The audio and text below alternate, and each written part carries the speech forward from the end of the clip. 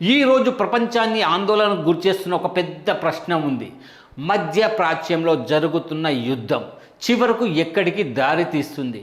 Israel Iran మధ్య పెరుగుతున్న ఉద్రిక్తతలు ఇప్పుడు ప్రపంచవ్యాప్తంగా చర్చనీయాంశంగా మారాయి. చాలామందికి ఒక సందేహం ఉంది, అది అక్కడ జరుగుతున్న యుద్ధం మన భారతదేశానికి దాంతో సంబంధం ఏంటి? కానీ నిజం ఏమిటంటే ప్రపంచంలో ఎక్కడ యుద్ధం జరిగినా దాని ప్రభావం చివరికి వంటగది వరకు చేరుతుంది.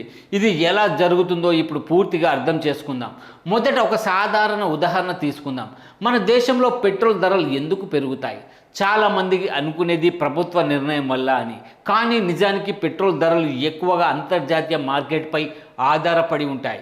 ప్రపంచంలో క్రూడ్ ఆయిల్ ధరలు పెరిగితే భారత్లో కూడా పెట్రోల్ డీజిల్ ధరలు పెరిగే అవకాశం ఉంటుంది. ఇక్కడ మధ్య ప్రాచ్య యుద్ధం ప్రభావం మొదలవుతుంది. ప్రపంచంలో ఎక్కువ చమురు నిల్వలు ఉన్న ప్రాంతం మధ్య ప్రాచ్యం. Iran, Saudi Arabia, Iraq, Kuwait వంటి దేశాలు ప్రపంచానికి చమురు సరఫరా చేసే ప్రధాన దేశాలు. ఈ ప్రాంతంలో యుద్ధం ప్రారంభమైతే మొదట భయపడేది ప్రపంచ ఆయిల్ మార్కెట్. ఎందుకంటే యుద్ధం వల్ల సరఫరా తగ్గిపోవచ్చు. సరఫరా తగ్గితే ధరలు పెరగడం సహజం. ఒక్కసారి క్రూడ్ ఆయిల్ ధరలు పెరిగితే దాని ప్రభావం వెంటనే పెట్రోల్ బంక్ వద్ద కనిపిస్తుంది.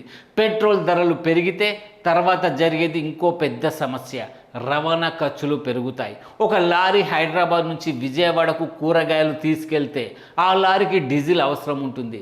డీజిల్ ధర పెరిగితే ఆ లారీ యజమాని కూడా తన ఛార్జ్ పెంచుతాడు. దాంతో మార్కెట్లో కూరగాయల ధరలు పెరుగుతుంది. ఇదే పరిస్థితి అన్నిటికీ వర్తిస్తుంది. పాలు, బియ్యం, కూరగాయలు, పండ్లు, సిమెంట్, ఇనుము, ప్రతి వస్తువు చివరికి రవాణాపైనే ఆధారపడుతుంది. అంటే ఒక ప్రాంతంలో యుద్ధం జరిగితే మన ఇంట్లో నెలవారీ ఖర్చు కూడా పెరిగే అవకాశం ఉంటుంది. ఇది యుద్ధంలో ప్రభావంలో మొదటి దశ మాత్రమే. ఇంకో పెద్ద సమస్య ఉంది, అది సముద్ర రవాణా. ప్రపంచ వాణిజ్యంలో దాదాపు 80% సరుకు నౌకల ద్వారానే రవాణా అవుతుంది. మధ్య ప్రాచ్యంలో హార్ముజ్ జలసంధి అనే ఒక కీలక మార్గం ఉంది. ప్రపంచ చమురు సరఫరాలో పెద్ద భాగం ఆ మార్గం ద్వారానే వెళ్తుంది. ఈ మార్గంలో యుద్ధ పరిస్థితులు ఏర్పడితే నౌకలు ప్రయాణించడానికి భయపడతాయి. కొన్ని నౌకలు మార్గం మార్చి ప్రయాణించాల్సి వస్తుంది. దీంతో రవాణా సమయం పెరుగుతుంది, ఖర్చు కూడా పెరుగుతుంది.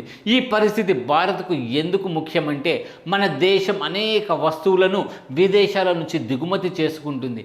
ఎలక్ట్రానిక్స్ నుంచి మందుల తయారీ వరకు, అవసరమైన కెమికల్స్ వరకు చాలా వస్తువులు బయట నుంచి వస్తాయి. రవాణా ఖర్చులు పెరిగితే ఈ వస్తువుల ధరలు కూడా పెరుగుతాయి. ఉదాహరణకి మొబైల్ ఫోన్లు. ప్రపంచ మార్కెట్లో ధర పెరిగితే కొత్త మొబైల్ కొనాలంటే ఎక్కువ డబ్బు పెట్టాల్సి రావచ్చు.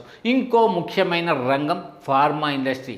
భారత్ ప్రపంచానికి మందులు సరఫరా చేసే ప్రధాన దేశాల్లో ఒకటి. కానీ ఆ మందులు తయారు చేయడానికి అవసరమైన కొన్ని రా మెటీరియల్స్ విదేశాల నుంచి వస్తాయి. ఇవి ఖరీదైతే మందుల ధరలు కూడా పెరిగే అవకాశం ఉంటుంది. ఇది నేరుగా సాధారణ ప్రజల ఆరోగ్య ఖర్చుపై ప్రభావం చూపుతుంది. ఇంకా ఒక ముఖ్యమైన విషయం వ్యవసాయం. రైతులకు అవసరమైన ఎరువులలో చాలా భాగం విదేశాల నుంచి వస్తుంది. ప్రపంచ మార్కెట్లో ధరలు పెరిగితే రైతులకు ఎరువులు ఖరీదవుతాయి. రైతుల ఖర్చు పెరిగితే చివరికి ఆ ప్రభావం మార్కెట్ ధరలపై పడుతుంది. ఇలా చూస్తే యుద్ధ ప్రభావం ఒక్క రంగంలో మాత్రమే ఉండదు, అది ఒక గొలుసు లాంటిది. ఒక సమస్య ఇంకో సమస్యని తీసుకొస్తుంది. మరో అంశం ఉద్యోగాలు. ప్రపంచ ఆర్థిక వ్యవస్థలో అనిశ్చితి పెరిగితే పెట్టుబడులు తగ్గుతాయి. పెట్టుబడులు తగ్గితే కొన్ని రంగాల్లో వ్యాపారాలు మందగిస్తాయి.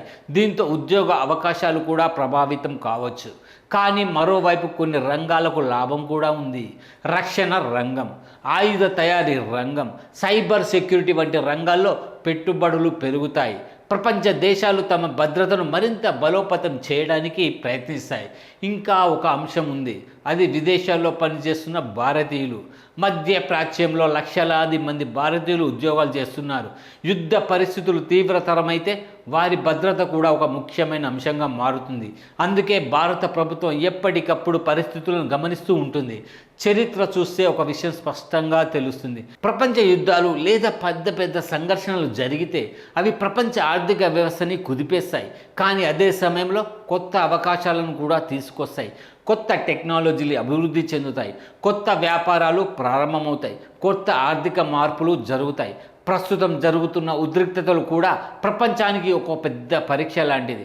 అయితే ఒక విషయం మాత్రం స్పష్టంగా చెప్పాలి, భారత్ వంటి పెద్ద ఆర్థిక వ్యవస్థలు ఇటువంటి పరిస్థితులను ఎదుర్కొనే సామర్థ్యం కలిగి ఉంటాయి. అందుకే నిపుణులు చెబుతున్నది ఏమిటంటే ప్రజలు భయపడాల్సిన అవసరం లేదని, కానీ ప్రపంచ పరిస్థితులను అర్థం చేసుకోవడం మాత్రం చాలా అవసరం. ఎందుకంటే ప్రపంచం ఇప్పుడు చాలా దగ్గరగా అనుసంధానమై ఉంది. ఒక ప్రాంతంలో జరిగే సంఘటన మరో ప్రాంతంలో ఉన్న ప్రజల జీవితాలపై కూడా ప్రభావం చూపుతుంది. అందుకే ఈ యుద్ధం కేవలం వార్తల్లో కనిపించే సంఘటన కాదు, ఇది ప్రపంచ ఆర్థిక వ్యవస్థ, మన దైనందిన జీవితాలు, మన భవిష్యత్తు మీద కూడా ప్రభావం చూపే విషయం.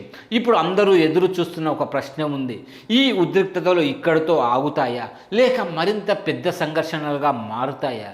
దానికి సమాధానం వచ్చే రోజుల్లో తెలుస్తుంది. కానీ ఒక విషయం మాత్రం ఖాయం, ప్రపంచంలో ఎక్కడ యుద్ధం జరిగినా దాని ప్రతిధ్వని చివరికి ప్రతి దేశంలో వినిపిస్తుంది.